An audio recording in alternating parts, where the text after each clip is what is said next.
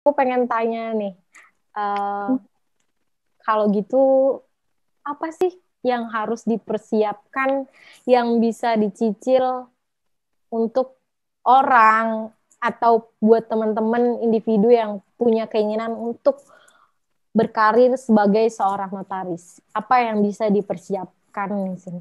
Perlu dipersiapkan. Terkait sebenarnya apa aja sih yang bisa dipersiapkan dan perlu dipersiapkan gitu kan. Sebenarnya kalau aku secara pribadi based on pengalaman, aku pertama jelas nyiapin mental ya, karena step kalau kita tadi kalian cermatin apa yang aku jelaskan, mungkin itu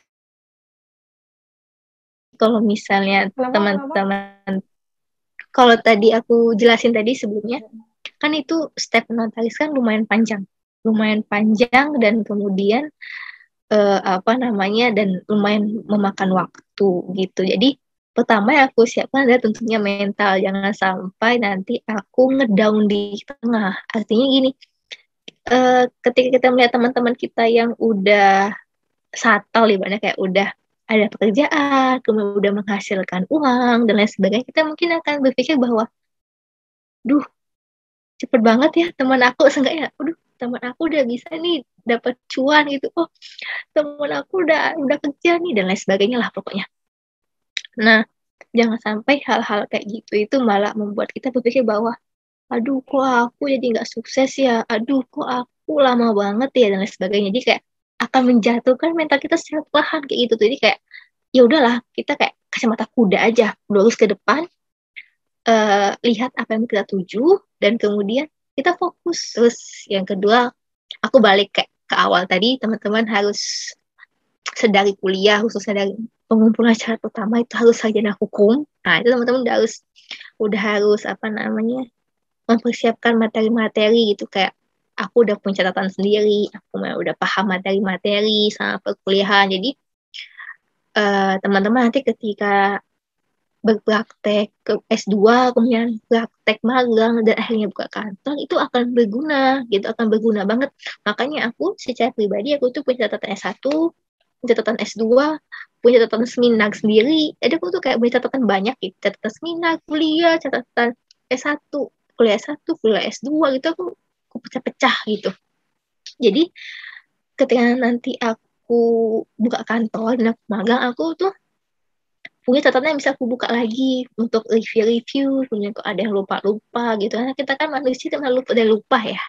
Jadi ketika nanti kita lupa, kita nggak perlu lagi tuh nanya teman misalnya. Kalau kita ada yang catatan kita ya, kita udah bisa lihat catatan kita sendiri, kita nggak perlu buka-buka apa-apa lagi, kita nggak perlu nyari-nyari lagi, karena kita udah punya catatan kita sendiri. Itu teman-teman boleh sih kalau mau itu untuk baca-baca kayak anggaran dasar ini, terus itu ART ini, itu kan salah satu syarat untuk ujian gitu kan. Jadi teman-teman udah bisa tuh paham-paham, oh ini tuh kayak gini loh, oh ini tuh dibentuk tanggal segini loh atau apalah. Jadi teman-teman udah tahu dari awal gitu. Teman-teman harus paham soal seluk beluk ini Ikatan Notaris Indonesia. Sedari-sedari nggak apa-apa, teman-teman mau baca-baca dulu anggaran dasarnya, anggaran rumah tangganya, itu terserah. Yang penting kalau aku boleh saran ya nggak apa-apa, baca aja gitu, kayak teman-teman paham kayak lagu ini tuh kayak apa sih gitu kan. Jadi kayak teman-teman udah tahu dari awal gitu. Terus habis itu selanjutnya em, dana sih, uang menurut aku teman-teman juga harus siap, karena kita nggak munafik, setiap kita ikut seminar, setiap kita ikut ujian, mau kita kuliah, itu kan kita butuh uang gitu, butuh dana. Jadi ya mungkin teman-teman bisa mulai apa namanya mensiasati gitu kan, gimana nanti dana ke depan gitu, atau teman-teman mau pakai jalur beasiswa kuliahnya atau apa gitu kan juga bisa sebenarnya. Dari S1 aku S1-nya beasiswa aja deh, ya S2-nya nanti bisa bayar sendiri gitu atau gimana kan, itu bisa disiasatikan. Yang penting eh, teman-teman sudah tahu nanti bahwa kita tuh juga butuh dana untuk kuliah, kemudian untuk seminar, ikut ujian, kemudian buka kantor. Karena kita kan membuka lapangan kerja, gitu kan. Kita bukan mengikuti orang kerja, jadi otomatisnya juga harus bisa, kita harus juga punya modal untuk kita buka kantor, gitu. Jadi kayak, ya udah disiapin aja, insya Allah bisa kok, gitu. Gitu. Karena udah ngomongin dana nih, aku jadi penasaran. Kalau kita S1 ilmu hukum itu kan memang kalau swasta lebih mahal ya daripada negeri gitu. Mm-mm. Dan biaya kuliah S1 hukum itu juga termasuk salah satu jurusan yang mahal juga, kita sama-sama tahu. Nanti Mm-mm. bisa browsing sendiri. Magister Konotariatan juga tadi udah di-mention kalau MKN lebih mahal daripada magister hukum biasa gitu ya. Mm. Terus kalau ujian ALB nih, kalau kalau misalnya ujian profesi advokat itu kan bukan ujiannya deh, kalau PKPA pendidikan profesi advokat kan bayarnya kalau nggak salah 4 juta lebih, 5 juta ya, 5 juta, 5 jutaan. Ya Terus kalau sekitar segitu deh kayaknya. ujiannya tuh kalau nggak salah 500.000 atau berapa ya? Aku lupa kalau ujian advokat. Aku belum Aku ikut. kan kayaknya kemarin sejutaan lebih deh kayaknya. Kamu ikut ujian profesi advokat udah? Ikut, Oh, iya. ikut Sejuta aku. lebih ya? Ikut. Hmm. Sejuta lebih kayaknya kalau nggak salah. Kalau ujian ALB itu berapa Sin bayarnya? Kalau ujian ALB, kalau aku nggak salah ya, nanti teman-teman bisa cek lagi. Soalnya di peraturan perkumpulan ini tuh udah ada sih sebenarnya berapa biayanya. Tapi kalau aku baca sekilas sekitar 250.000, hampir ke 1 juta tadi, 250.000 gitu untuk ujian ALB-nya. Terus kalau nggak salah juga ada uang pangkal buat masuk ALB, tapi aku kurang tahu ya sekitar berapa. Tapi emang ada kayak uang pangkalnya gitu. Ada. Jadi setiap ujian ALB itu memang ngebayar gitu. Tapi kalau misalnya nanti nggak lulus ya ujian lagi ya bayar lagi gitu. Tapi teman-teman bisa cek aja di peraturan yang tadi, tapi itu udah kecantum kok biayanya berapa gitu. Tapi eh kalau aku nggak salah sekitar 250.000-an gitu ya. Gitu. Jadi teman-teman bisa cek lagi nanti di situ. Kalau mau daftar Gitu. jadi anggota LB juga bayar. Ada uang pangkal kalau nggak salah. Untuk daftar jadi anggotanya. Ada uang pangkal tapi ya. Oh. Iya. Jadi kayak ada uang pangkal yang harus disetor dulu. Sama Oh. kayak advokat juga ada nggak sih kayak uang pangkal gitu? Aku Aku nggak tahu sih kalau advokat, aku tapi kurang tahu juga. Kalau ujian nggak kode tahu. etik Jadi mungkin notaris ya, berapa? mungkin Kalau ujian kode etik notaris, karena kalau kode etik aku, hmm, kalau gimana magang gimana? kan nggak kehitung, nggak ada dana ya, kita nggak ngeluarin dana kalau magang. Maksudnya Mm-mm. dana operasional sehari-hari aja gitu. Mm-mm. Mm-mm. Kayaknya Paling kan yang bayar kalau ujian kode kayak etik. kalau ujian kode etik kayaknya nggak salah, aku nggak ada deh ininya Oh, biayanya. oh. Iya, jadi kayak biaya cuma di ALB aja, sama kayak kalau mau kita buka kantor sih lebih banyak dananya gitu kan. Iya, Kayak tapi untuk perlengkapan kantor bener. gitu. Udah kebayang sih kalau bakal butuh banyak dana ya yang harus dipersiapkan. Mm, Mm-mm. Selain karena kita mental buka juga. lapangan kerja soalnya kan mental itu kan. Mm-mm. Ya itulah resiko buka lapangan kerja, kita kan bukan bekerja sama orang lain, tapi kita yang bikin pekerjaan, kita yang membuka Betul. untuk orang lain itu. Jadi kita juga harus punya modal itu. Luar biasa sekali kita udah ngobrol-ngobrol soal kuliah sampai akhirnya gimana sih untuk menjadi seorang notaris.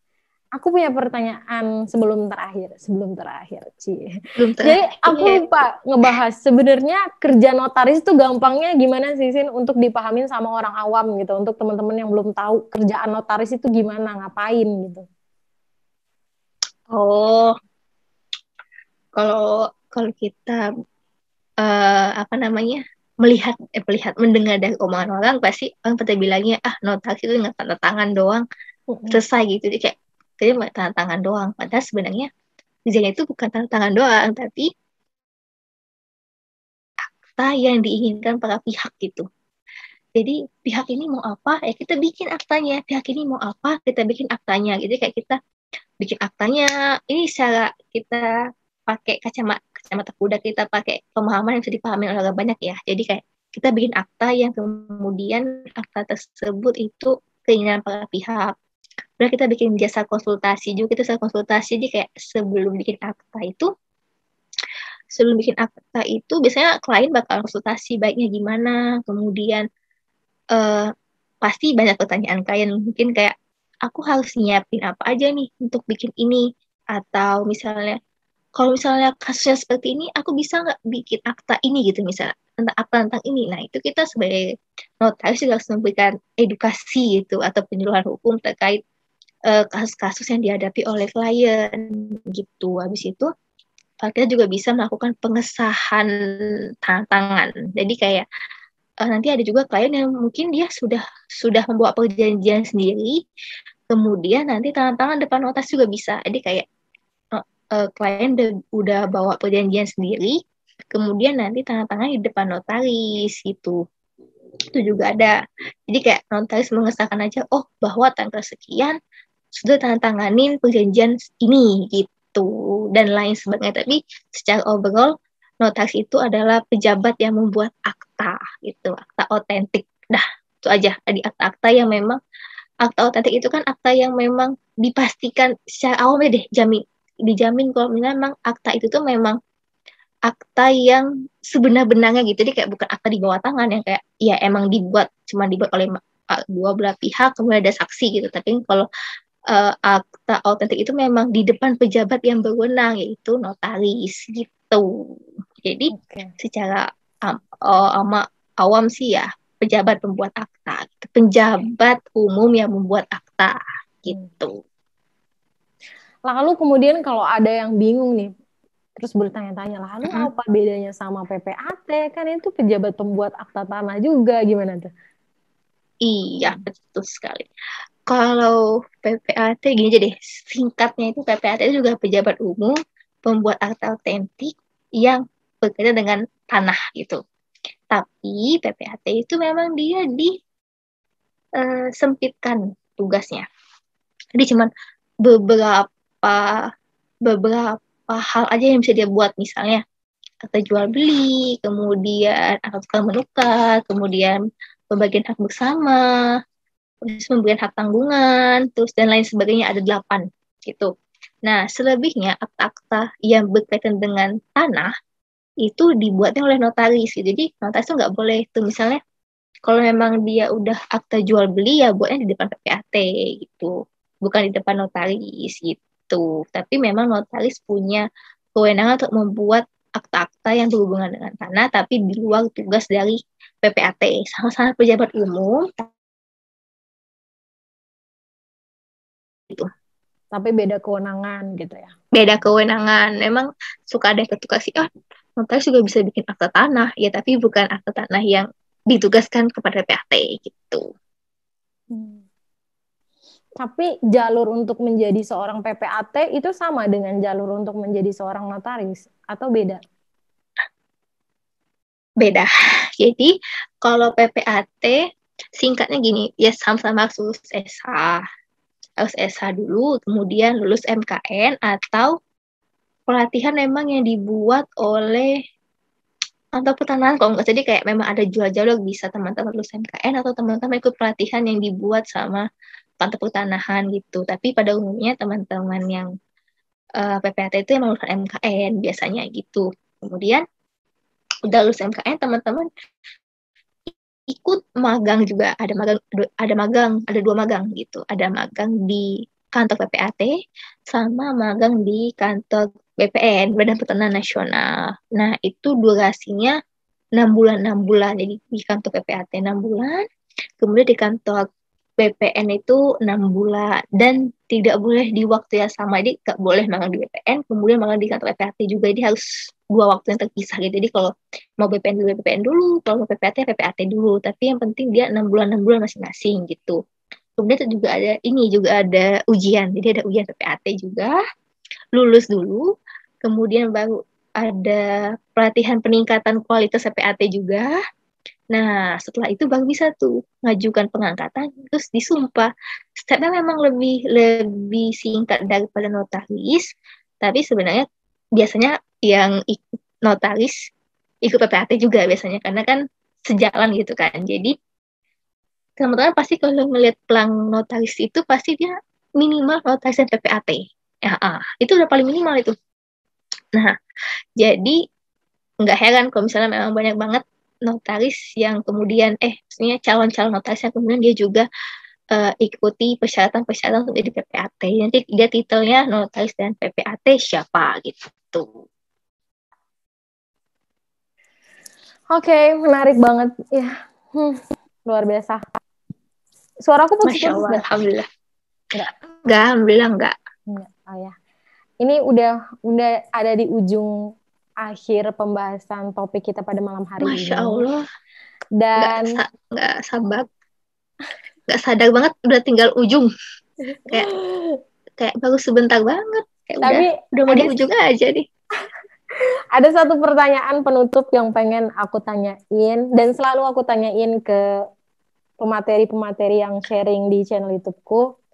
Apa sih kalau misalnya kamu lihat video ini, Sisin di umur 27 tahun, ya kan, udah buka kantor notaris misalnya, amin, udah punya kantor notaris sendiri. Amin ya Allah, Dan amin ya kamu Allah. iseng-iseng lihat video ini, apa yang mau kamu sampaikan buat Sisin di saat itu? Oke. Halo Sisin di umur yang 27 tahun. Terima kasih sudah menjadi Sisin yang sangat kuat. Sisin yang sudah berjuang sehingga menjadi seorang notaris saat ini dan sudah buka kantor saat ini. Kamu sangat sangat sangat apa ya? Sangat baik dan sangat telaten untuk menjadi notaris saat ini. Kamu sudah berjuang segimanapun tertatih-tatihnya kamu dari SH sampai sekarang, sebagaimana kamu melihat teman-teman kamu yang sudah settle lagi, kemudian kamu tetap berusaha bahwa kamu bisa. Dan aku sangat berterima kasih kepada Sisin yang dahulu, Sisin yang sangat bisa mengendalikan keadaan dan selalu tetap tersenyum. Dan semoga Sisin yang 27 tahun saat ini bisa menjadi notaris yang menjadi kepercayaan masyarakat, notaris yang humble, notaris yang notaris yang bisa untuk mengkonstatir para klien. Aku berharapnya semoga Sisin bisa menjadi pribadi yang tetap baik terhadap semua teman, masyarakat, dan lain sebagainya. I love you, Sisin.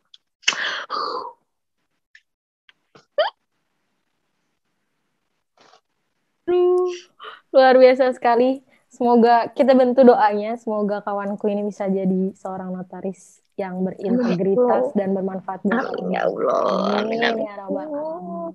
Ada yang mau kamu Amin, sampaikan sebelum ditutup videonya? Mungkin buat teman-teman yang nonton yang nanti mempunyai cita-cita ingin menjadi notaris, harapannya tetap semangat, tetap tetap semangat, jangan putus asa, jangan menyerah. Pokoknya kalaupun kamu punya niat untuk menjadi notaris, kamu akan tetap dapat jalan. Dan bagaimanapun nanti keadaannya, kalau kamu sudah bertekad, kamu sudah berusaha semaksimal mungkin, kamu insya Allah tetap akan menjadi notaris. Dan jangan lupa untuk meminta restu orang tua, karena sebesar-besarnya kesuksesan kita itu bergantung dari harapan orang tua terhadap kita. Jadi tetap semangat. Oke. Oke, teman-teman, mungkin itu aja yang bisa kami sampaikan ya. Panjang banget pembahasan malam ini, luar biasa. Semoga bisa bermanfaat buat semua yang nonton dan semoga semua sehat selalu. Kita tutup video ini. Sampai jumpa lagi di video-videoku selanjutnya. Terima kasih Sisin, terima kasih semuanya. Terima kasih juga Sufana teman-teman. Semoga bisa bermanfaat. Amin. Assalamualaikum. Waalaikumsalam.